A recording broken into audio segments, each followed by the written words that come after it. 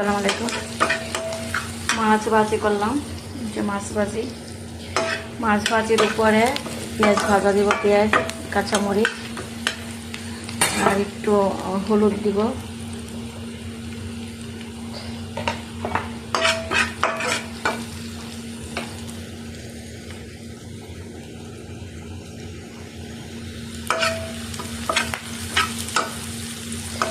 মাছের উপরে দিব, তেল সহ এভাবে দিয়ে দিব। আর ডিম বোনা, এই যে ডিম বোনা আর মাছ ভাজি খাবো, রাতের খাবার। ঘুরতে গেছিলাম চৌধুরীর বাসায় গেছিলাম, এসে ডিম বোনা করলাম আর মাছ ভাজি করলাম।